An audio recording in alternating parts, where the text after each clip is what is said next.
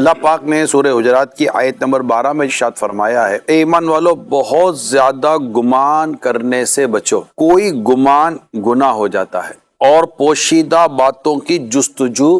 نہ کرو اور اللہ سے ڈرو۔ کیونکہ جب انسان کسی کے بارے میں بدگمان ہو جاتا ہے تو اب وہ بدگمانی اسے اس کے عیب کو تلاش کرنے کے پیچھے اس کو لے جاتی کہ اس کے عیب ٹٹولو۔ اس پر اعلیٰ حضرت علیہ رحمہ فرماتے مسلمان پر بدگمانی خود حرام ہے جب تک ثبوت شرعی نہ ہو۔ مولانا نعیم الدین مراد آبادی علیہ رحمہ یاد لکھے مومن صالح کے ساتھ برا گمان ممنوع ہے۔ بدگمانی کی وجہ سے گھر کے گھر ٹوٹ رہے ہیں، بدگمانی کی وجہ سے باقاعدہ لوگ ایک دوسرے کے دشمن ہو رہے ہیں۔ یعنی میں یہ کہتا ہوں کہ آپ سامنے والے سے بات کر لینا، مطلب میں تو کہتا ہوں ہمارے فرسٹ اٹے میں بدگمانی آتی ہے۔ مثال دے دیتا ہوں، آپ سب سے پہلے کسی کو کال کریں، آپ اسے پیسے مانگتے ہو تو پہلے اٹے میں یہ خیال آئے گا کہ یار اس نے فون نہیں اٹینڈ کیا، شوہر گھر پہ فون کر رہا ہے،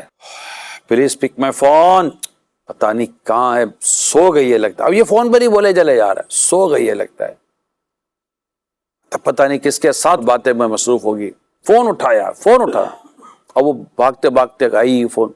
یار یہ کیا طریقہ ہے یار، میں فون کر رہا ہوتا ہوں، سوئی ہوتی ہوئی، یار بھائی میں سوئی بھی نہیں تھی، میں تو باتھ روم میں تھی، اچھا میں سوئی بھی نہیں تھی، فون ہی سائلنٹ تھا۔ اسی طرح ہو سکتا ہے کہ بیوی کال کرے، پتہ نہیں کدھر بیٹھا ہوا ہے، پتہ نہیں فون نہیں اٹینڈ کر رہا۔ حدیث میں آتا ہے کہ مسلمان کی عزت میں ہاتھ ڈالنا بدترین سود ہے۔ تو یوں پہلے کنفرمیشن لی جائے، کہتے ہیں انفارمیشن میں کنفرمیشن میں فرق ہے، یعنی ہمیں تو اتنے تجربات ہیں کہ ہم کسی بھی انفارمیشن کو جب کنفرمیشن کے ساتھ لے کر چلے تو انفارمیشن اس طرح منہ کر کے کھڑی ہے، کنفرمیشن اس منہ کر کے کھڑا ہوا ہے۔ اسی طرح کوئی آ کر آپ کو کہہ دیتا ہے یار تمہارا بیٹا ایسا، تمہارا پڑوسی ایسا، تمہارا پارٹنر ایسا، تمہارا ملازم، یعنی سیٹ کو آ کر کوئی بھی کسی ملازم کے بارے میں کہہ دیتا ہے سر وہ ایسا ہی ہے، اب آپ مان لو کہ نہیں یار یہ بول رہا ہے تو صحیح بول رہا ہے، بھائی کیوں یہ صحیح بول رہا ہے؟ میں آپ کو ویری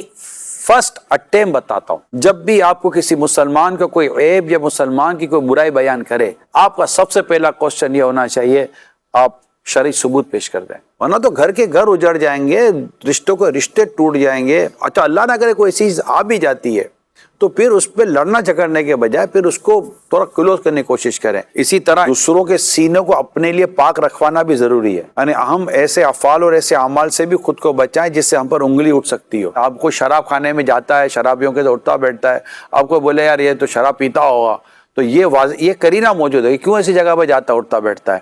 ایسا نہ کرے وہ، جب آپ اچھے ہیں تو پھر اچھوں میں رہیں،